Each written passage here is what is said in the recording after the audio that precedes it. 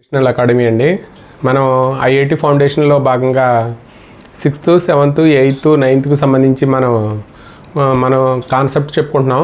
ఇప్పుడు 9th క్లాస్లో మనం కోఆర్డినేట్ జామెట్రీ గురించి ఐఐటి ఫౌండేషన్ మనం మామూలుగా కాన్సెప్ట్ చెప్పుకుని మన ప్రాబ్లమ్స్ చేద్దామండి. అంటే కార్టీషియన్ కోఆర్డినేట్ యాక్సిస్ అంటే మనం మామూలుగా ఇక్కడ కార్టీషియన్ కోఆర్డినేట్ యాక్సిస్ మనం మామూలుగా అయితే యాక్సిస్ అంటే ఎక్స్ యాక్సిస్, వై యాక్సిస్ అండి. అంటే ఇక్కడ ఎక్స్ఓ ఎక్స్ డాష్, ఇక్కడ వైఓ వై డాష్ అండి. ఇక్కడ మనం ఎక్స్ఓ ఎక్స్ డాష్ని ఏమంటామంటే ఎక్స్ యాక్సిస్ అంటాం. దీన్ని వైఓ వై డాష్నేమో వై యాక్సిస్ అంటామండి. అంటే మామూలుగా ఇవి రెండు పెర్పెండిక్యులర్ లైన్స్ అండి. ఇంటర్సెక్టింగ్ ఎట్ ఏ పాయింట్ ఏమవుతుందంటే ఆరిజిన్ అవుతుంది. మామూలుగా అయితే మనం ఎక్స్ఓ ఎక్స్ యాక్సిస్ని ఎక్స్ యాక్సిస్, అలాగే వైఓ వై డాష్ని వై యాక్సిస్ అంటాం. మామూలుగా మనం ప్లేన్లో ఏదైనా పాయింట్ తీసుకుంటే మనం ఆర్డర్ పెయిర్ ఆఫ్ రియల్ నెంబర్స్గా రాస్తామండి. అంటే ఒక పాయింట్ నువ్వు ప్లేన్లో తీసుకుంటే ఇక్కడ మనం ఆర్డర్ పెయిర్ అంటే 1,2 తీసుకుంటే ఆర్డర్ పెయిర్ 1,2 అని రాస్తాం. అలాగే మనకి వీటిని ఇవి axes X axes, Y axes వీటిని ప్లేన్ని 4 ఈక్వల్ పార్ట్స్గా డివైడ్ చేస్తాయి.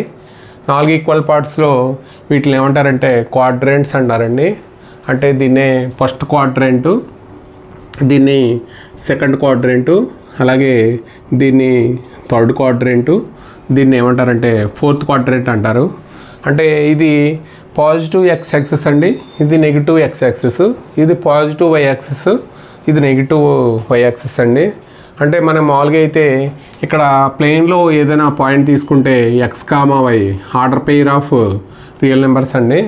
ఇక్కడ మనం పాయింట్ తీసుకుంటాం ఎక్స్ కామా అనేది. ఇక్కడ positive X axis, positive Y axis కాబట్టి ఫస్ట్ క్వాడ్రెంట్లో రెండు సైన్స్ ఎలా ఉంటాయంటే పాజిటివ్గా ఉంటాయి. అలాగే సెకండ్ క్వాడ్రెంట్లో ఇక్కడ negative X axis, positive Y axis కాబట్టి ఇక్కడ సైన్స్ ఎలా ఉంటాయంటే ఇక్కడ మైనస్ ఎక్స్ కామా వై అండి. అంటే మైనస్ కామా ప్లస్. అలాగే థర్డ్ క్వాడ్రెంట్లో negative X axis, negative why axis కాబట్టి ఇక్కడ minus X comma minus y అండి. అంటే మైనస్ కామా మైనస్, అంటే రెండు మైనస్లే. అలాగే థర్డ్ క్వాడ్రెంట్లో పాయింట్ తీసుకుంటే మనకి ఇక్కడ ఇది పాజిటివ్ ఎక్స్ యాక్సిస్, ఇది నెగిటివ్ వై యాక్సిస్ కాబట్టి మనకి ఇక్కడ ఎక్స్ కామా మైనస్ వై అండి. అంటే ఇక్కడ ఏమవుతుందంటే ప్లస్ మైనస్. ఇక్కడ సైన్స్ అండి. ఇది కార్టీషియన్ కోఆర్డినేట్ యాక్సిస్, దీన్నేమో ఎక్స్ యాక్సిస్ అంటారు, దీన్ని వై యాక్సిస్ అంటారు. ఇవి 4 ఈక్వల్ పార్ట్స్గా డివైడ్ చేస్తే వీటిని క్వాడ్రెంట్స్ అంటారు. క్వాడ్రెంట్స్లో మనం ఏదైనా పాయింట్ తీసుకుంటే మనకి ఆర్డర్ పెయిర్ ఆఫ్ రియల్ నెంబర్స్గా రాస్తాం. ఆర్డర్ పెయిర్ ఆఫ్ ఫస్ట్ క్వాడ్రేట్లో రెండు పాజిటివ్ కాబట్టి రెండు ప్లస్లో వస్తాయండి. ఇక్కడ negative X axis, positive Y axis కాబట్టి మైనస్ ప్లస్ వస్తుంది. ఇక్కడ negative X axis, negative why axis కాబట్టి రెండు మైనస్లు వస్తాయి. అలాగే ఇక్కడ negative why axis, positive X axis కాబట్టి ప్లస్ మైనస్ వస్తుందండి. ఇది Cartesian coordinates of a point. అలాగే మనకి కార్టీషియన్ మనకి పాయింట్స్ మనకి రిఫ్లెక్షన్ అబౌట్ ఆరిజిన్ అయితే, అంటే మామూలుగా రిఫ్లెక్షన్ అబౌట్ ఇది ఆరిజిన్ కాబట్టి ఈ XY రిఫ్లెక్షన్ అబౌట్ ఆరిజిన్ తీసుకుంటే మనకి ఇక్కడ minus X comma minus Y వస్తుందండి. అంటే ఇక్కడ పాజిటివ్ వస్తే ఇక్కడ minus X comma minus Y వస్తుంది. అలాగే రిఫ్లెక్షన్ అబౌట్ ఇక్కడ ఇది తీసుకుంటే ఇక్కడ ఈ రిఫ్లెక్షన్ ఏమవుతుందంటే మైనస్ ఎక్స్ అలా ఎక్స్ అవుతుంది, వై అలా ఏమవుతుందంటే మనకి మైనస్ వై అవుతుందండి. ఇక్కడ మనం దీనికి మనకి రిఫ్లెక్షన్ అబౌట్ ఆరిజిన్. అలాగే మనం రిఫ్లెక్షన్ అబౌట్ ఎక్స్ యాక్సిస్ తీసుకుంటే మనకి రిఫ్లెక్షన్ అబౌట్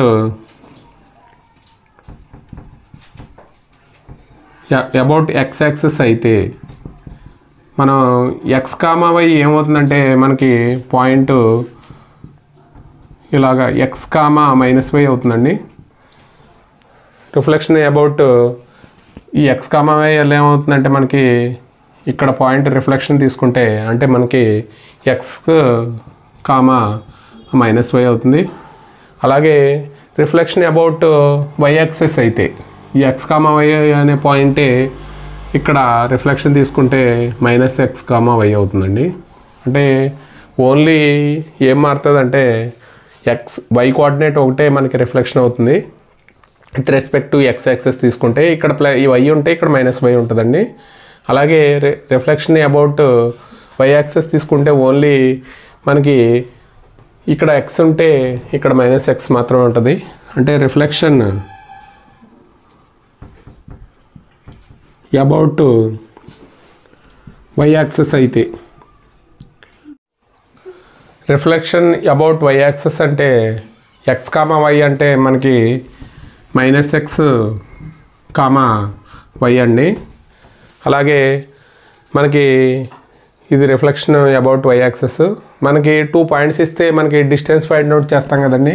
అంటే పీక్యూ అనే 2 పాయింట్స్ ఇస్తే px1 comma y1 qx2 comma y2 ఇస్తే డిస్టెన్స్ ఫైండ్ అవుట్ చేస్తాం. అంటే పీక్యూ యొక్క డిస్టెన్స్ మనం పీక్యూ యొక్క డిస్టెన్స్ ఫైండ్ అవుట్ చేయడానికి ఫార్ములా ఏంటంటే pq = x2 - x1 whole square plus y2 - y1 whole square అండి. అంటే ఇక్కడ difference between abscissa points, difference between ordinates అండి. అంటే x2 - x1 plus y2 - y1. అంటే మనం ఆరిజిన్ నుంచి ఏదైనా పాయింట్కి డిస్టెన్స్ ఫైండ్ అవుట్ చేయాలంటే ఓపీ అని రాస్తాం. ఓపీ = x² + y² అండి. అంటే ఆరిజిన్ నుంచి ఇక్కడ నుంచి 0,0 నుంచి అంటే మనం పీ నుంచి ఒక పెర్పెండిక్యులర్ టు ఎక్స్ యాక్సిస్కి ఇక్కడ పీ నుంచి పెర్పెండిక్యులర్ టు వై యాక్సిస్కి ఇస్తే ఇది ఎన్ అయితే ఇది ఎం అయితే ఇక్కడ ఇక్కడ నుంచి ఇక్కడ డిస్టెన్స్ దీన్ని ఏమో ఎక్స్ కోఆర్డినేట్ అంటారు. ఇక్కడ నుంచి ఇక్కడ డిస్టెన్స్ ఏమంటారంటే వై కోఆర్డినేట్ అంటారండి. ఇది ఇక్కడ ఓఎన్, ఇక్కడ ఓఎన్ అంటే ఇక్కడ 5 యూనిట్స్ అయితే ఇది 3 యూనిట్స్ అయితే ఇది 5 ఇది 3 అండి. అంటే perpendicular to x axis, perpendicular to x axis, ఇది పెర్పెండిక్యులర్ టు వై యాక్సిస్. అంటే distance from perpendicular to x axis అయితే డిస్టెన్స్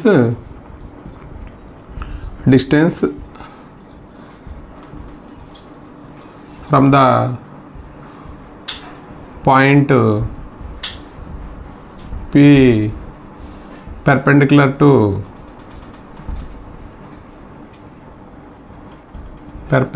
to x axis అయితే దీన్నే మనం ఏమంటామంటే ఇక్కడ mod y అంటాం. అంటే ఇది y కోఆర్డినేట్ కాబట్టి మనం ఇక్కడ పాయింట్ ఇక్కడ తీసుకుంటే 5,3 అవుతుందండి. అంటే పెర్పెండిక్యులర్ డిస్టెన్స్ ఏమవుతుందంటే mod y అవుతుంది. అలాగే distance from the point P to perpendicular distance Y axis అయితే దీన్నే ఏమంటామంటే mod x అంటాం. దీన్నే x కోఆర్డినేట్ అంటాం.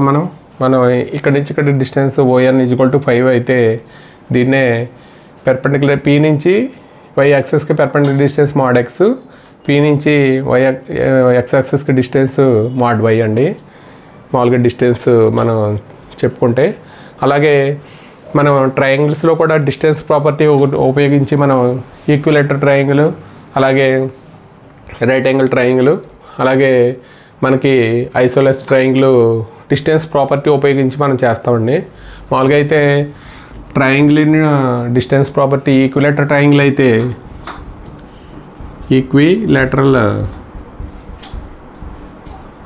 ట్రయాంగిల్ అయితే మనం డిస్టెన్స్ ప్రాపర్టీ ఉపయోగించి మనం అంటే ఏబీ ఈజ్ ఈక్వల్ టు ఒక ట్రయాంగిల్ ఇస్తే మనకి ఏబిసి అనే ట్రయాంగిల్ ఇస్తే డిస్టెన్స్ ప్రాపర్టీ ఉపయోగించి ఈక్వలేటర్ ట్రయాంగిల్ అంటే మనకి డిస్టెన్స్ ఆల్ డిస్టెన్స్ ఈక్వల్ అవ్వాలి. ఏబి బీసీ సిఏ అండి. అలాగే రైట్ యాంగిల్ ట్రయాంగిల్ అయితే మనకి ఇక్కడ రైట్ యాంగిల్ ట్రయాంగిల్ అండి. రైట్ యాంగిల్ ట్రయాంగిల్ అయితే మనకి ఇక్కడ ఏబిసి అయితే అంటే BC square is equal to ఏమవుతుందంటే AB square plus AC square అండి. ఇది రైట్ యాంగిల్ కండిషను. అంటే పైథాగరస్ థీరం ప్రకారం మనకి hypotenuse square is equal to opposite square plus adjacent square అండి. అలాగే ఐసోలెస్ triangle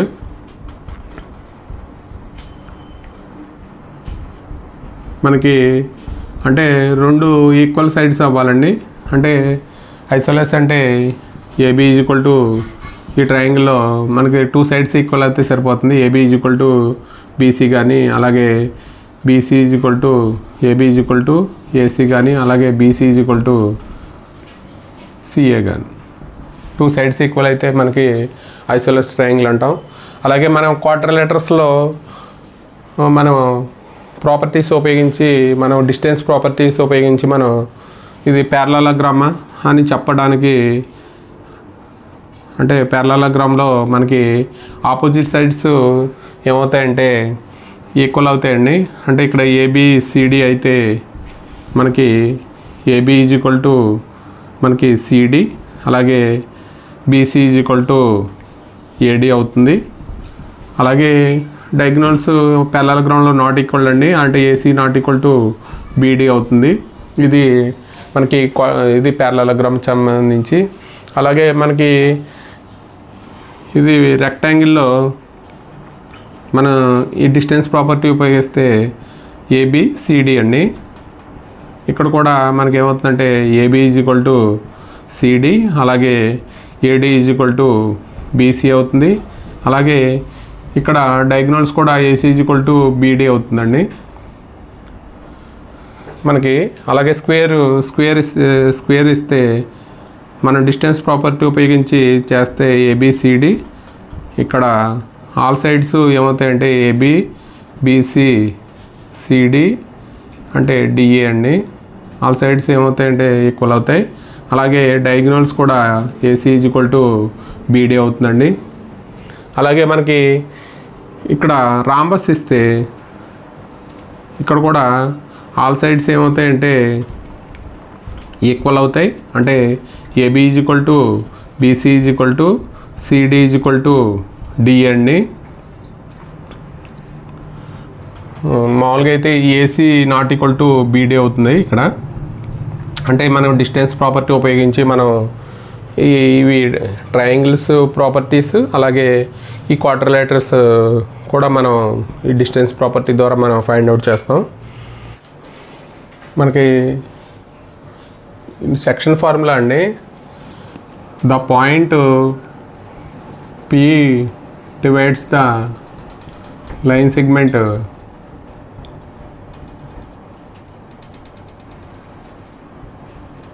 the point P divides the line segment in the ratio m/n అయితే అంటే మామూలుగా లైన్ సెగ్మెంట్లో ఏబి అనే లైన్ సెగ్మెంట్ ఉంటే అంటే P అనే పాయింట్ డివైడ్ చేసే రేషియో m/n అయితే మనకి P అనే పాయింట్ ఇంటర్నల్లీ అయితే మనకి సెక్షన్ ఫార్ములా మనకి P ఈజ్ ఇంటర్నల్లీ అయితే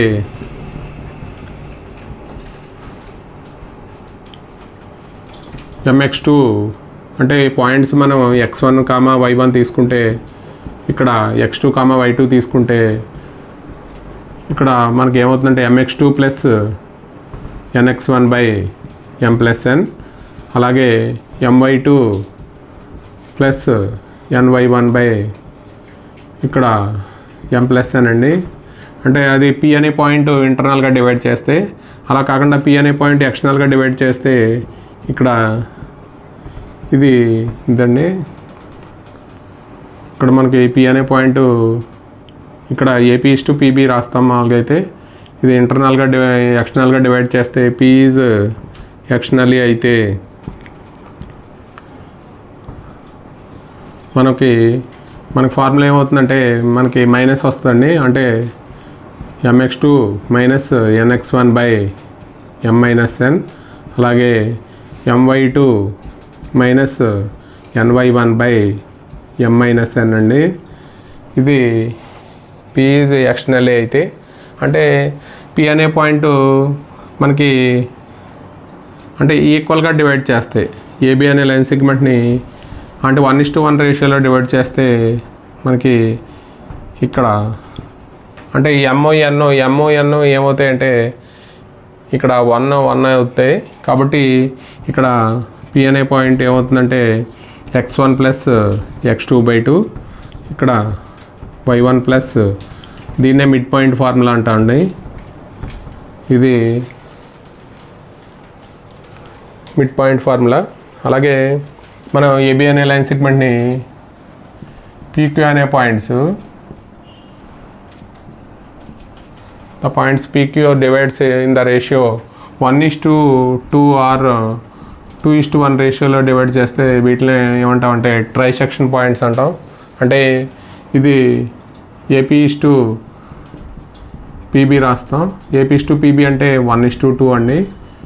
అలాగే AQ:QB రాస్తే 2:1. అంటే PQ అనే పాయింట్స్ ఏబి అనే లైన్ సెగ్మెంట్ని డివైడ్ చేసే రేషియో 1:2 ఆర్ 2:1 అయితే వీటిని ఏమంటారంటే PQ ట్రై సెక్షన్ పాయింట్స్ అంటారు. ట్రై సెక్షన్ పాయింట్స్ అండి. ట్రై సెక్షన్ పాయింట్స్ ఇవి మనకి కోఆర్డినేట్ జామెట్రీకి సంబంధించి కాన్సెప్ట్స్ అండి. ఇవి కానీ నచ్చితే మీ ఫ్రెండ్స్కి షేర్ చేయండి, లైక్ చేయండి, సబ్స్క్రైబ్ చేయండి. అలాగే thank you for watching this video.